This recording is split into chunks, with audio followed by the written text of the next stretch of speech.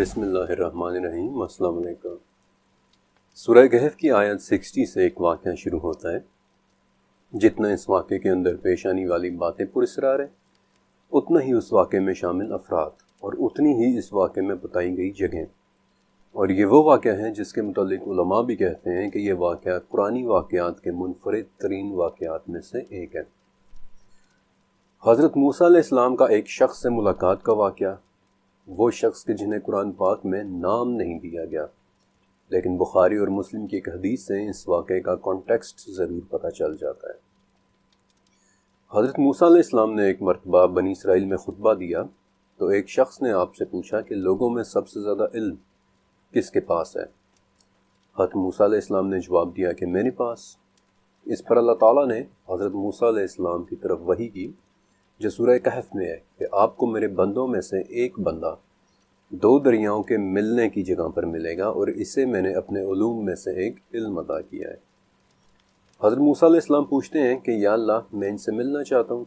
اس پر انہیں حکم دیا گیا کہ اپنے ساتھ ایک نمک لگی مچھلی لے لیں اور دو دریاؤں کے ملنے کی جگہ پر جائیں، اور جہاں آپ سے مچھلی گم ہو جائے وہاں آپ کی ملاقات اس بندے سے ہوگی کہ جسے ہم نے اپنے پاس سے خاص علم عطا کر رکھا ہے، ایک ایسا علم کہ جو آپ کے پاس نہیں ہے۔ اس کے بعد حضرت موسیٰ علیہ السلام نے اپنے ایک خادم اور ان کے ساتھ ایک نمک لگی ہوئی مچھلی لی، اور یہ دونوں سفر پہ نکلے، اور صخرہ یعنی چٹانی علاقے میں پہنچ کر وہ مچھلی زندہ ہو کر پانی میں چلی جاتی ہے۔ لیکن حضرت موسیٰ علیہ السلام کو اس بات کا علم نہیں ہوتا، اور جب آگے جا کر انہیں پتہ چلتا ہے کہ مچھلی تو پہلے ہی کہیں کھو گئی ہیں، تو وہ اپنے قدموں کے نشان دیکھتے دیکھتے واپس جاتے ہیں، اور پھر وہاں دو دریاؤں کے ملنے کی جگہ پر انہیں ایک ایسا شخص لیٹا ہوا نظر آتا ہے جس نے اپنے گرد کپڑا لپیٹ رکھا ہے۔ حضرت موسیٰ علیہ السلام انہیں کہتے ہیں کہ میں آپ کے پاس اس لیے آیا ہوں تاکہ آپ کے پاس جو علم ہے آپ مجھے بھی وہ سکھا دیں، لیکن وہ شخص کہتے ہیں کہ آپ میرے ساتھ صبر نہیں کر سکیں گے، اور آپ اس بات پر صبر کر بھی کیسے سکتے ہیں کہ جو آپ کے علم کے دائرے سے باہر کی بات ہے۔ لیکن حضرت موسیٰ علیہ السلام اصرار کرتے ہیں، اور پھر ان دونوں کا یہ سفر شروع ہوتا ہے۔ اب یہاں سے آگے کے واقعات آپ نے خود بھی سورہ کہف میں پڑھ رکھے ہوں گے، لیکن ذرا پچھلے دو پیراگرافز کو دوبارہ ذہن میں لائیے۔ آپ نے کچھ نوٹس کیا کہ سوائے حضرت موسیٰ علیہ السلام کے نام کے اس پورے واقعے میں کسی ایک بھی جگہ، فرد، وقت یا اس علم کا کہ جو اس شخص کے پاس تھا بالکل بھی نام لے کر ذکر نہیں کیا گیا، اور اس کی ایک وجہ سمجھ میں آتی ہے، لیکن اس وجہ کے بارے میں بتانے سے پہلے میں آپ کو اس شخص کے بارے میں بتانا چاہتا ہوں جنہیں حضرت موسیٰ علیہ السلام نے دو دریاؤں کے ملنے کی جگہ جا کر دیکھا تھا۔ حضرت ابن عباس رضی اللہ تعالیٰ عنہ کے مطابق وہ شخص حضرت خضر علیہ السلام تھے۔ ابن عباس یہ وہ صحابی ہیں جن کے قرآن سمجھنے کی صلاحیت کے حوالے سے آپ صلی اللہ علیہ وآلہ وسلم نے بذات خود دعا کی تھی کہ اے اللہ، ابن عباس کو حکمت اور تفسیر کا علم عطا فرما۔ خضر علیہ السلام ایک نبی تھے یا ولی ہم نہیں جانتے، ایون کہ یہاں تک بھی کنفرم نہیں ہے کہ وہ انسان تھے یا بقول کچھ علماء کے ایک فرشتہ تھے۔ آپ صلی اللہ علیہ وآلہ وسلم نے فرمایا کہ خضر کا نام خضر اس لیے ہوا کہ وہ ایک خشک زمین پر بیٹھے، لیکن جو ہی وہ وہاں سے اٹھے وہ جگہ سبزے کے ساتھ لہلہانے لگی تھی۔ آگے چل کر میں آپ کو ان کے متعلق کچھ اور بھی حیرت انگیز باتیں بتاؤں گا، لیکن ابھی بات کرتے ہیں اس پورے واقعے کو شروع کرنے والی نشانی کی، ایک نمک لگی ہوئی مچھلی کا اس مخصوص چٹان پر زندہ ہونا کیسے؟ آپ کہہ سکتے ہیں کہ یہ ایک معجزہ تھا، لیکن اس ڈاکیومنٹری کے اندر اب تک آپ کو کم سے کم یہ بات سمجھ آ چکی ہوگی کہ دین اسلام میں کچھ بھی رینڈملی نہیں ہو رہا۔ اس میں پیش آنے والا ہر واقعہ اپنے اندر ایک معنی رکھتا ہے، ایک میننگ رکھتا ہے۔ لہٰذا کیسے سورہ کہف کے مطابق مچھلی زندہ ہو کر عجیب طریقے سے دریا میں اپنا راستہ بنا کر چلی گئی؟ ابن کثیر، طبری اور سفیان، ان تینوں کا یہ ماننا ہے کہ اس چٹان کے نیچے در حقیقت آب حیات کا چشمہ تھا، اور اسی پانی کے چھینٹے پڑنے سے وہ مچھلی زندہ ہو گئی تھی۔ اور یہاں پر مچھلی کو نمک لگانے کی وجہ بھی سمجھ میں آتی ہے، کیونکہ نمک گوشت کے اندر سے تمام پانی کھینچ لیتا ہے، ایکسٹریکٹ کر لیتا ہے، جسے مکمل طور پر ڈی ہائیڈریٹ کر دیتا ہے، یعنی کہ ٹیکنیکلی اس مچھلی کے زندہ ہونے کے چانسز تھے ہی نہیں، وہ بالکل خشک ہو چکی ہوگی، سوکھ چکی ہوگی، مگر آب حیات کے چھینٹے پڑنے کی وجہ سے وہ زندہ ہوئی اور عجیب طریقے سے پانی میں راستہ بنا کر چلی گئی، اور اسی بات نے نشانی بننا تھا۔ اس راستہ بنانے کے لیے جو لفظ استعمال ہوا ہے وہ سرابا ہے۔ اس سرابا کا مطلب پھسل جانا اور ایک زیر زمین راستہ یا ایک سرنگ بھی ہوتا ہے۔ انفیکٹ یہیں سے لفظ انسرب بھی نکلتا ہے، جس کا معنی ہے کسی کے چھپ کر بیٹھنے کی جگہ۔ کیا یہ چٹانوں کے نیچے چھپا ہوا کوئی مکان تھا؟ اس لفظ کو دیکھتے ہوئے تو ایسا ہی لگتا ہے، لیکن ذرا آب حیات کی طرف واپس آئیں۔ پہلا سوال کہ کیا آب حیات ایک سچ ہے؟ بخاری اور مسلم دونوں میں ایک حدیث ہے کہ جہنم میں سے کچھ ایسے لوگ بھی نکالے جائیں گے جو کوئلے کی طرح جل چکے ہوں گے، اور پھر انہیں جنت کے کنارے پر واقع ایک نہر کے اندر ڈالا جائے گا، زندگی اور شادابی کے پانی کی نہر، جس کا نام ہی ماء الحیات ہے، یعنی آب حیات کی نہر، اور وہ اس کے پانی سے اس خوبصورت طریقے سے اگیں گے کہ جیسے سیلاب کے کنارے سبزہ اگاتا ہے۔ پانیوں کے حوالے سے میں ایک اور بات بھی آپ کو بتا دینا چاہتا ہوں کہ ہماری دنیا میں کچھ پانی ایسے بھی ہیں جن کا منبع دراصل ہماری اپنی دنیا نہیں ہے۔ مثلاً احادیث کی 6 کتابوں میں آپ کو ایک بڑی ہی خاص حدیث ملے گی کہ سدرۃ المنتہا کی جڑ سے 4 نہریں نکلتی ہیں۔ ان میں سے 2 نہریں یعنی سیحان اور جیحان ہماری دنیا کی نہیں ہیں، لیکن باقی 2 نہریں یعنی نیل اور فرات ہماری دنیا میں آ کر نکلتی ہیں۔ بالکل اسی طرح آب زمزم بھی دراصل حضرت جبرائیل علیہ السلام کے زمین پر پاؤں مارنے کی جگہ سے نکلا تھا، جب حضرت ہاجرہ رضی اللہ تعالیٰ عنہا پانی کی تلاش میں صفا اور مروہ کے درمیان بھاگ رہی تھی۔ تو کیا فرات اور زمزم جیسے کسی تیسرے حیرت انگیز پانی کا چشمہ اور بھی ہے جو ابھی تک آنکھوں سے چھپا ہوا ہے؟ تاریخ میں مختلف کلچرز کے اندر آب حیات کے لیے 1000 سے زیادہ نام استعمال ہو چکے ہیں۔ اس کی خصوصیات میں عمر بڑھنے کو آہستہ کرنا اور زخموں کو بھر دینا شامل ہے، اور اس کا لکھا ہوا تذکرہ آپ کو 2500 سال پہلے گزرے ایک یونانی مورخ ہیروڈوٹس کی کتاب میں بھی ملے گا۔ میں ایک مرتبہ پہلے بھی آپ کو ہیروڈوٹس کے متعلق بتا چکا ہوں کہ ہمیں ہیروڈوٹس کی کتابوں سے اس وقت کی جیوگرافی اور حالات کو سمجھنے میں بڑی مدد ملتی ہے، کیونکہ ہیروڈوٹس نے کئی سفر کیے تھے۔ انفیکٹ آپ کو یاد ہوگا کہ 10ویں چیپٹر میں صدوم اور عمورہ کے شہر ڈھونڈنے میں بھی اس کی کتابوں سے بہت مدد ملی تھی۔ آسان الفاظ میں جان لیں کہ ہیروڈوٹس کو بابائے تاریخ کہتے ہیں، یعنی فادر آف ہسٹری، ایک یونانی مورخ، جیوگرافر اور رائٹر، جس کی کتابوں میں ایک بہت ہی اہم کتاب کا نام ہے ہسٹوریائے، یعنی ہسٹریز، یعنی تاریخیں۔ اس کتاب میں ہیروڈوٹس نے ایک مقام پر افریقہ میں آباد ایک خاص نسل کے لوگوں کا ذکر کیا تھا کہ جو میکروبینز کہلاتے تھے۔ وہ لوگ جس علاقے میں رہتے تھے وہ علاقہ اس وقت آدھے سوڈان اور آدھے مصر میں ہے، اور یہ تمام نقشے میں آپ کو ویڈیوز کے اندر دکھاؤں گا بھی۔ ہیروڈوٹس لکھتا ہے کہ میکروبینز بہت خوبصورت، لمبے تڑنگے، طاقتور اور بڑے جنگجو قسم کے لوگ تھے، اور ان کے پاس اتنا سونا تھا کہ یہ اپنے مجرموں کو بیڑیاں بھی سونے کی پہناتے تھے۔ میکروبینز کی جسمانی طاقت کے متعلق ہیروڈوٹس نے ایک بڑا دلچسپ واقعہ بھی لکھا ہے کہ ایک مرتبہ جب ایران کے بادشاہ کیمبیسز II نے میکروبینز کی طرف اپنا ڈیلیگیشن بھیجا، اپنا وفد بھیجا، اور یہ کہا کہ تم لوگ میری بادشاہت قبول کر لو ورنہ میں تم پر حملہ کروں گا، تو میکروبینز کے بادشاہ نے اس وفد کو اپنی کمان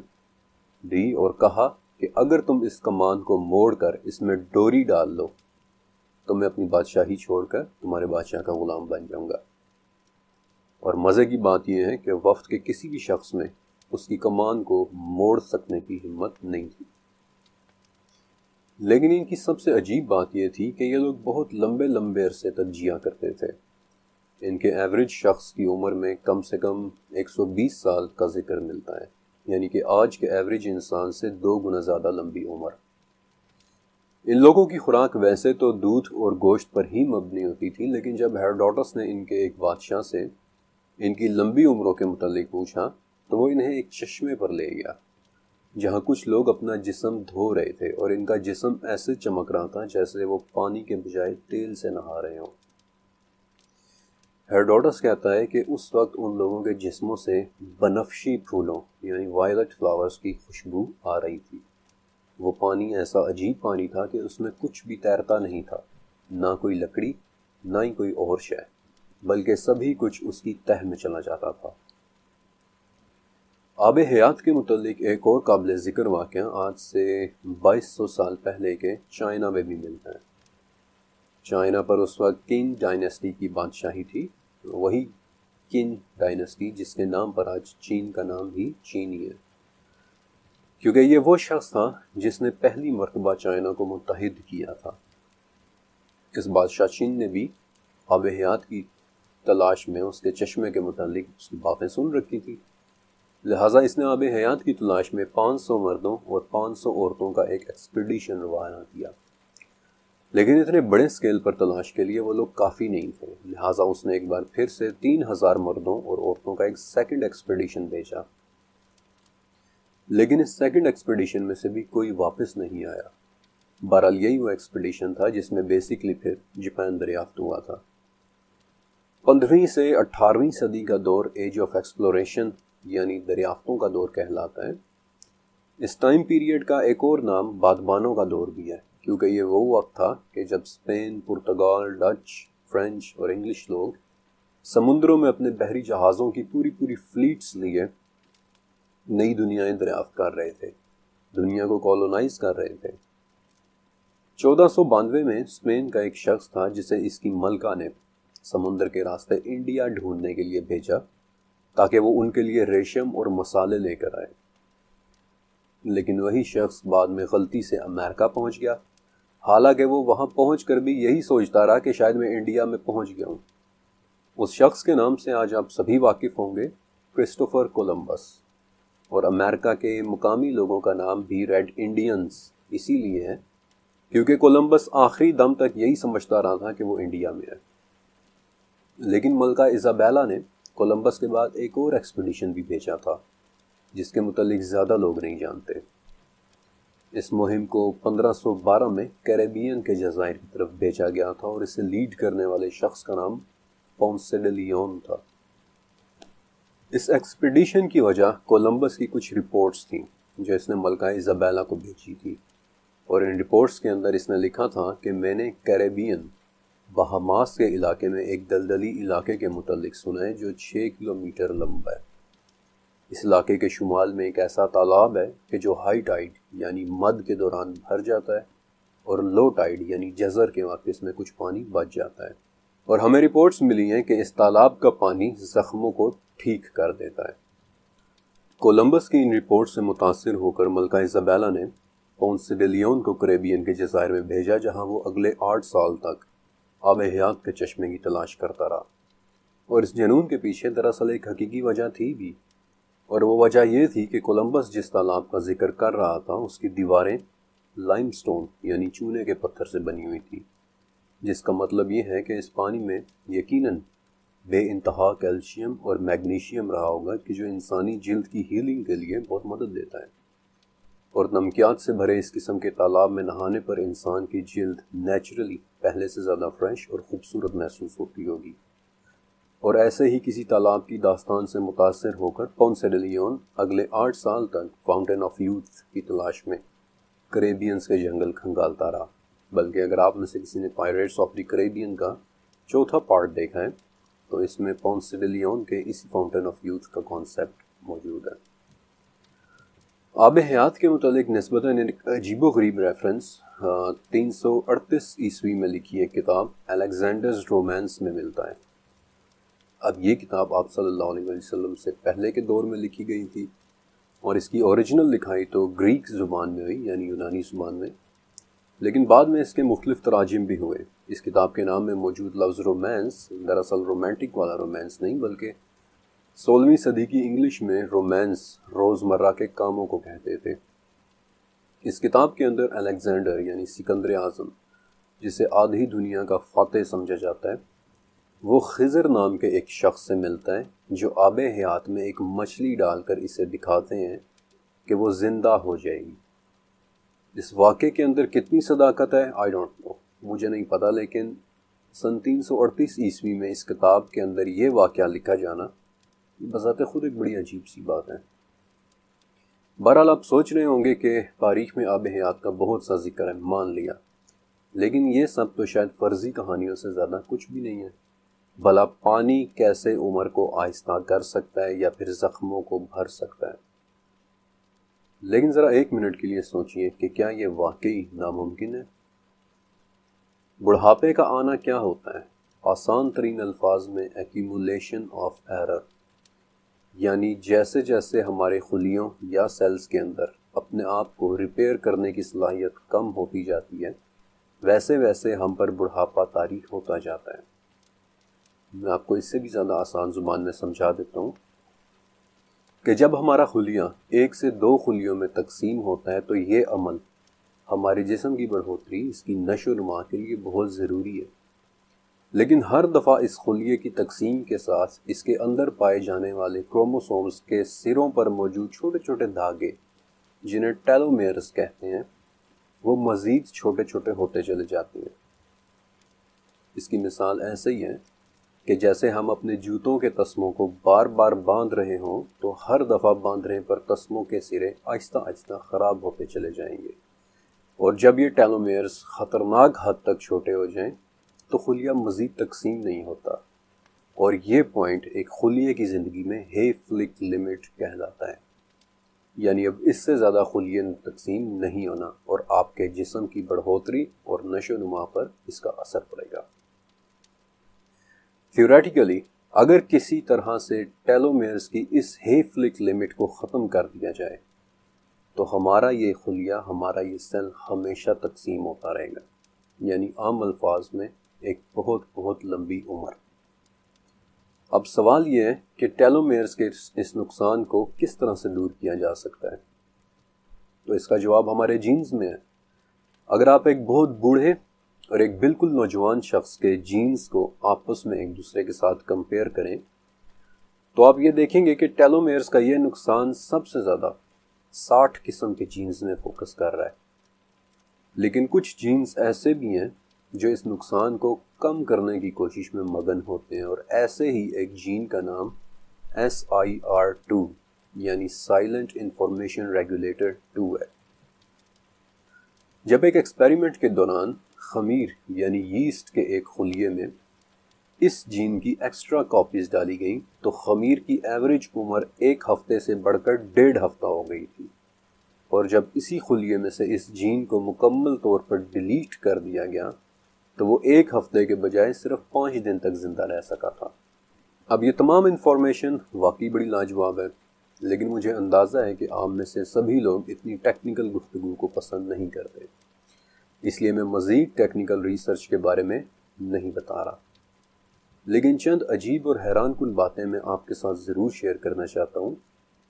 کہ یہ ساری ٹیکنالوجی جینیٹک ریپیئر میکانزم کہلاتی ہے، اور ابھی ہمارے پاس اس لیول کی ٹیکنالوجی نہیں آئی کہ جو ہمارے جسم کے تمام خلیوں میں ہوئے ڈیمیج کو ریپیئر کر دے۔ البتہ ہمارے پاس کچھ ٹیکنالوجیز واقعی ایسی ہیں کہ جو بذات خود کسی حیرت کدے سے کم نہیں ہے۔ آپ سب نے اکثر پاکستان میں گرمیوں کے موسم میں چھپکلیاں نکلتے دیکھی ہوں گی اور کئی مرتبہ انہیں مارا بھی ہوگا، لیکن کبھی آپ نے نوٹس کیا ہے کہ چھپکلیوں کی دم کٹ جانے پر صرف چند ہفتوں کے اندر اس کی پوری دم واپس آ جاتی ہے۔ انفیکٹ چھپکلیوں جیسا یہ جانور ہے سیلامینڈر، جس کا جسم نہ صرف اپنی دم دوبارہ سے ریپیئر کر سکتا ہے بلکہ اپنی آنکھیں، اپنے بازو اور اپنی آنتیں تک دوبارہ سے جنریٹ کر لینے کی صلاحیت رکھتا ہے۔ قدرت کی اس حیران کن کاریگری سے متاثر ہو کر جرمنی اور امریکہ میں ایک نئی ٹیکنالوجی انوینٹ کی گئی تھی، ڈسکور کی گئی تھی، جسے ٹیشو کلچر ٹیکنالوجی کہتے ہیں، جس میں کسی جاندار کے ٹیشو کا ایک چھوٹا سا حصہ ایک آرٹیفیشل ماحول میں بڑی احتیاط کے ساتھ رکھا جاتا ہے، یہاں تک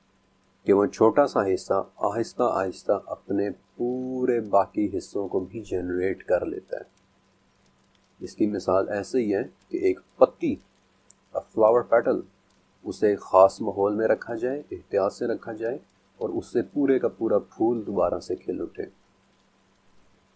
سچ کہوں تو یہ ایک معجزاتی سی ٹیکنالوجی ہے، لیکن یہ بھی سچ ہے کہ ابھی تک میری انفارمیشن کے مطابق یہ ٹیکنالوجی پھولوں اور پودوں میں تو استعمال ہو چکی ہے، لیکن جانوروں اور انسانوں میں اس کا استعمال کہاں کہاں تک ہو رہا ہے یہ انفارمیشن شاید ابھی پبلک نہیں کی گئی۔ لیکن 2017 اور 2018 میں امریکہ کی اسٹینفورڈ یونیورسٹی کے جینوم ٹیکنالوجی سینٹر نے ایک بالکل نئی ٹیکنالوجی انوینٹ کی تھی۔ اس ٹیکنالوجی کو ابھی تک اس قدر کلاسیفائڈ یعنی پوشیدہ رکھا گیا ہے، یعنی پبلک کو اس کی مکمل انفارمیشن تک میسر نہیں ہے۔ اس ٹیکنالوجی کا نام میجسٹک ہے، MAGESTIC، جو کہ میجسٹک MAJESTIC کا سینونیم ہے، یعنی کوئی ایسی چیز جو بے انتہا دلکشی اور خوبصورتی کی حامل ہو۔ لیکن اس ٹیکنالوجی کا نام میجسٹک دراصل ایک مخفف ہے، اور اگر آپ اس کا نام دیکھیں یا سنیں تو شاید آپ مجھ سے بہتر سمجھ جائیں کہ یہ ٹیکنالوجی کیا کچھ کرنے کی اہلیت رکھتی ہوگی۔ This majestic stands for Multiplex Accurate Genome Editing with Short and Trackable Integrated Cellular Barcodes۔ اب سچ کہوں تو کبھی کبھار مجھے خوف آتا ہے کہ آب حیات کی تلاش میں انسان ٹیکنالوجی کی کون کون سی حدود کو چھیڑ رہا ہے۔ یہ آب حیات کی تلاش میں ٹیکنالوجی کی کہانی تھی، لیکن آپ کے ذہن میں شاید ایک سوال ہو کہ کیا قدرتی طور پر بھی ایک بہت لمبی عمر کا ثبوت ملتا ہے؟ میں آپ کو دو بہت ہی خاص جانوروں کے بارے میں بتانا چاہتا ہوں۔ میڈیٹرینین کے سمندروں میں ایک جیلی فش دریافت ہوئی تھی جس کا ویسے تو نام ٹوریٹوپسز ڈورنی ہے، لیکن اس کا ایک کامن اور ایک مشہور نام بھی ہے کہ جس نام سے اسے سبھی لوگ جانتے ہیں، دی امورٹل جیلی فش، یعنی کہ نہ مرنے والی جیلی فش۔ یہ ایک چھوٹا سا جاندار ہے اور واحد ایسا جانور ہے کہ جسے سائنس امورٹل یعنی امر مانتی ہے، کیونکہ اس کے خلیے باقی جانوروں کے برعکس ٹرانس ڈفرینشیشن نامی ایک پروسیس سے تقسیم ہوتے ہیں، یعنی آسان الفاظ میں اس کے خلیے ایک قسم سے دوسری قسم کے خلیوں میں تبدیل ہو جاتے ہیں، اور اس طرح سے اس کے ٹیلومیرز یا اس کے تسمے ڈیمیج نہیں ہو پاتے، جس کا نتیجہ یہ نکلتا ہے کہ یہ بوڑھی ہی نہیں آتی۔ اور دوسرا جانور ہے شارک۔ شارک وہ واحد جانور ہے کہ جو ہر ایک بیماری سے مستثنی ہے، امیون ہے۔ اس پر نہ ہی کسی وائرس کا اثر ہوتا ہے اور نہ ہی کسی بیماری کا، یہاں تک کہ شارک کینسر سے بھی امیون ہوتی ہے۔ شارک ہی کی ایک قسم ہے the Greenland shark. Greenland shark کی عمر حیرت انگیز حد تک لمبی ہوتی ہے۔ 2016 میں نارتھ اٹلانٹک سمندر سے ایک گرین لینڈ شارک ملی تھی۔ اس کی عمر معلوم کرنے کے لیے جب اس کے آنکھوں کے کرسٹلز کی کاربن ڈیٹنگ کی گئی تو آپ جانتے ہیں کہ اس کی عمر کیا نکلی تھی؟ بس اتنا کہوں گا کہ جب وہ شارک پیدا ہوئی تھی تب ہمارے ملک میں اکبر بادشاہ حکومت کر رہا تھا۔ یہ بات سچ ہے کہ پانیوں میں ان کی کیمیکل کمپوزیشنز میں فرق ہوتا ہے۔ کچھ پانیوں کی تاثیر واقعی دوسرے پانیوں سے مختلف ہوتی ہے۔ میں آپ کو ایک اور مثال سے بھی سمجھا دیتا ہوں کہ سمندر کے پانی کا ایک قطرہ لیں اور اسے کسی مائکروسکوپ کے نیچے رکھ کر دیکھیں، آپ کو جو نظر آئے گا شاید آپ اس پر یقین بھی نہ کریں۔ سمندر کے پانی کے ایک قطرے یعنی 1 ملی میٹر کے اندر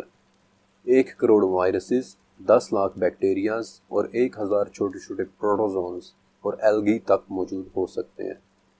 البتہ اگر آپ منرل واٹر یا کسی ایسے پانی کے قطرے کی بات کریں جو کسی چشمے یا جھرنے سے آیا ہو تو وہ تھوڑا سا صاف ہوتا ہے، اور اس میں عام پانی کی نسبت واقعی ایسے نمکیات یا منرلز موجود ہوتے ہیں کہ جو ہمارا جسم خود سے پیدا نہیں کر سکتا۔ پھر اس سے بھی زیادہ صاف تاثیر والا پانی سپرنگ واٹر یا گلیشیئر واٹر ہوتا ہے، مثلا جاپان کے کوبے جھرنوں سے آیا ہوا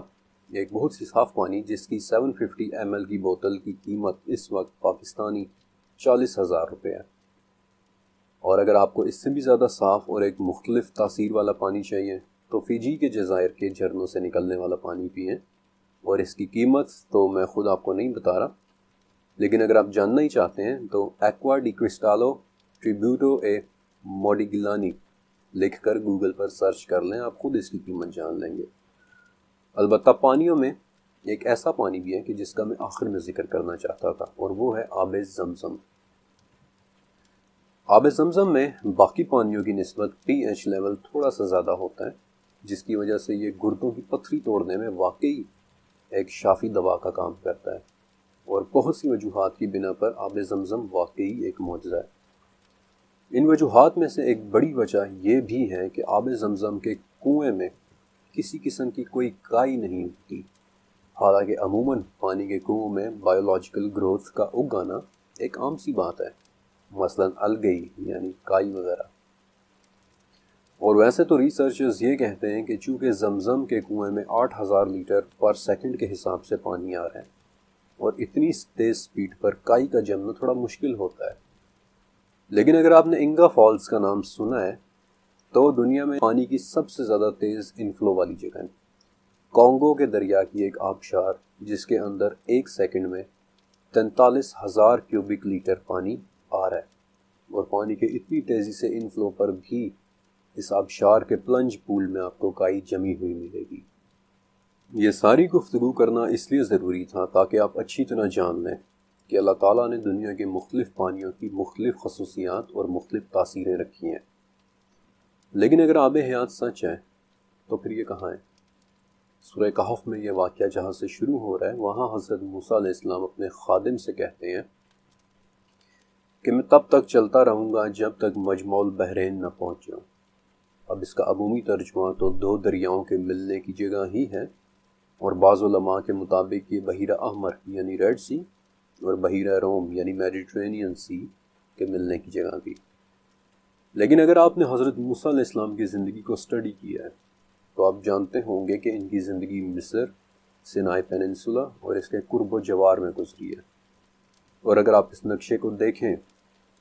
تو ریڈ سی اور میڈیٹرینین دراصل کہیں بھی نہیں ملتے، اور نہ ہی یہ کہیں جمع ہوتے ہیں۔ انفیکٹ خشکی کا وہ ٹکڑا جہاں یہ دونوں دریا ایک دوسرے کے سب سے زیادہ قریب ہیں وہ بھی 75 میل چوڑا ہے، اور ٹیکنیکل زبان میں خشکی کا ایک ایسا ٹکڑا جو دو دریاؤں کو ایک دوسرے سے علیحدہ رکھے اسے استمس کہتے ہیں۔ تاریخ میں پہلی مرتبہ جب بحیرہ احمر اور بحیرہ روم واقعتاً آپس میں ملے تھے، وہ موقع آج سے صرف 163 سال پہلے آیا تھا، جب ان دونوں دریاؤں کو ملانے کے لیے استمس آف سینائی میں ایک نہر کھودی گئی تھی جسے آج ہم نہر سویز کہتے ہیں۔ تو پھر اگر اس ریجن میں دو دریا آپس میں ملتے ہوئے نظر نہیں آتے تو پھر یہ کس جگہ کا ذکر ہو رہا ہے؟ عربی الفاظ پر غور کریں۔ مجمع البحرین، اس کا مطلب دریاؤں کے ملنے کی جگہ بھی ہوتا ہے اور دریاؤں کے جمع ہونے کی جگہ بھی ہوتا ہے۔ سینائی پیننسلا کے ٹھیک اوپر ایک لگون ہے، یعنی ایک ایسی جھیل کہ جس میں سمندر کی ہائی ٹائیڈ یعنی مد کے دوران پانی آ کر جمع تو ہو جاتا ہے، لیکن اپنے آس پاس خشکی کی ایک پتلی سی باؤنڈری ہونے کی وجہ سے جزر کے وقت وہ پانی باہر نہیں نکل پاتا۔ اس لگون کا نام لیک برڈاول ہے، اور اس جھیل میں سمندر کا پانی جمع ہونے کے دو راستے ہیں، آؤٹ لیٹ 1 اور آؤٹ لیٹ 2، اور ان ہی آؤٹ لیٹ سے سمندر کا پانی آ کر اس جھیل میں اس کے اپنے پانی کے ساتھ جمع ہو جاتا ہے، اور لٹرلی مجمع البحرین یعنی دو پانیوں کے جمع ہونے کی ڈیفینیشن پر 100% پورا اترتا ہے۔ یہی وہ جگہ ہے جسے ہیروڈوٹس نے اپنی ہسٹریز میں سربونین باغ کا نام دیا تھا، یعنی ایک دلدلی علاقہ جو چلنے کے حساب سے بہت ہی مشکل ہے، دیکھنے میں سخت، لیکن یہاں سے گزرنے والی یونانی فوجیں پھنس اور بعض اوقات دھنس جایا کرتی تھی، اس لیے اس علاقے سے پبلک ہمیشہ دور رہی ہے۔ مختلف پانیوں اور آب حیات کے حوالے سے اگر ان تمام باتوں کو ایک جگہ جمع کیا جائے تو کیا حضرت موسیٰ علیہ السلام کی اس مچھلی والی چٹان کے نیچے آب حیات کا چشمہ ہو سکتا ہے؟ شاید ہاں، کیونکہ جیوگرافیکلی میکروبینز کی سرزمین اور اس واقعے میں پیش آنے والی جگہیں تقریباً ایک ہی جیسی ہیں۔ لیکن اگر وہاں واقعی آب حیات موجود تھا تو پھر صاف صاف بتا کیوں نہیں دیا گیا؟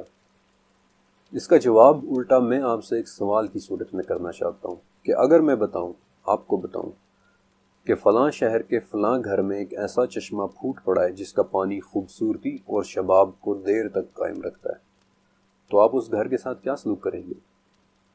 آپ اس پانی کی تلاش میں اس گھر کی اینٹ سے اینٹ بجا دیں گے، کیونکہ یہ ایک بہت بڑی انسانی کمزوری ہے، ہمیشگی کی خواہش، اور شاید اسی لیے اس واقعے کی جگہ کو بہت ہی ویگ رکھا گیا تھا۔ پہلے حضرت موسیٰ علیہ السلام کو صخرہ یعنی آب حیات والی اس چٹان پر لے جایا گیا، پھر انہیں مجمع البحرین کی طرف لے جایا گیا، پھر انہیں واپس صخرہ تک لایا گیا۔ یعنی آپ کہیں بھی اس واقعے میں موجود کوآرڈینیٹس اور ڈائریکشنز کو ٹریک کر ہی نہیں سکتے، اور میں بھی آپ کو صرف مجمع البحرین دکھا سکتا ہوں، لیکن ایگزیکٹلی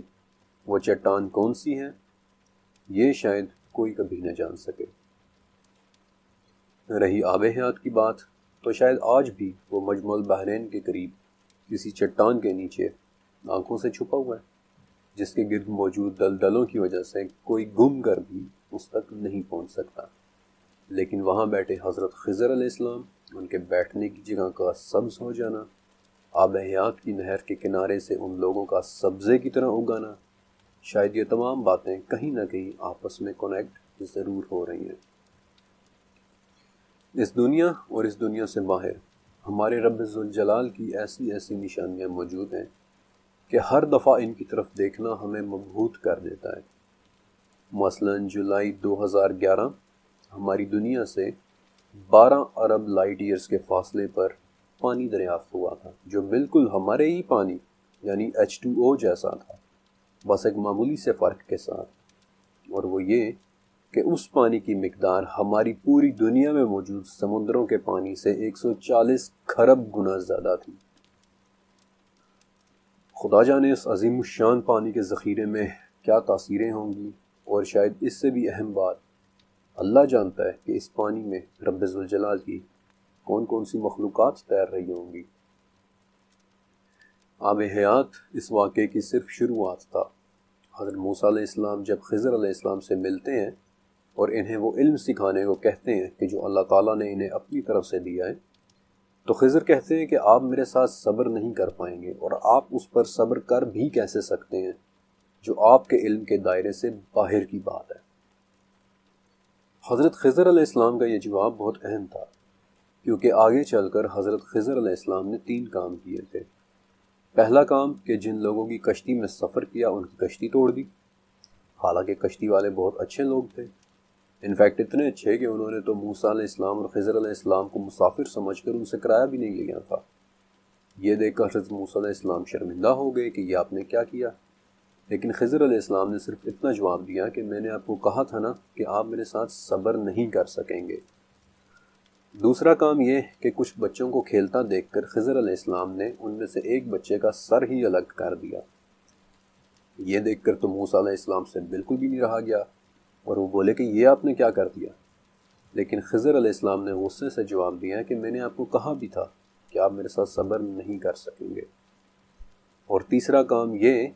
کہ کچھ نہایت ہی بد اخلاق لوگوں کے ایک گاؤں میں پہنچ کر ان کی بے انتہا بدسلوکی کے باوجود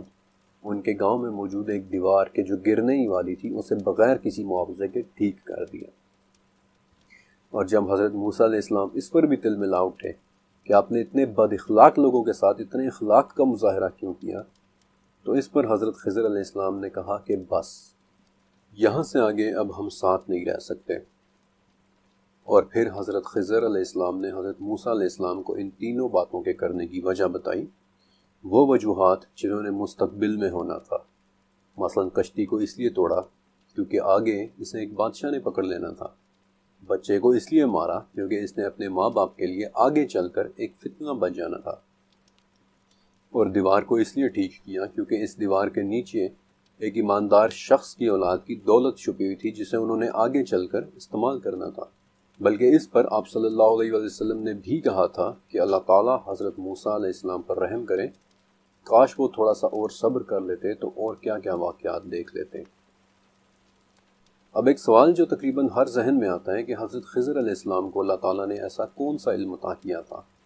کہ جسے قرآن پاک میں ہمارے علوم میں سے ایک علم کہا گیا ہے۔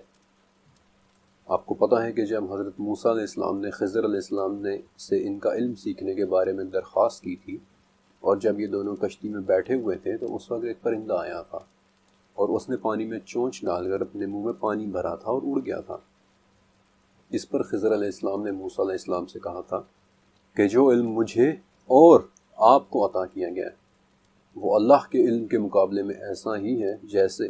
اس پرندے کی چونچ کا پانی اور یہ سمندر۔ سچ کہوں تو اللہ تعالیٰ کے علم کے بارے میں سوچتے ہوئے اب مجھے اندازہ ہو رہا ہے کہ جب اللہ تعالیٰ اپنے علم سے کوئی حکم صادر کرتے ہیں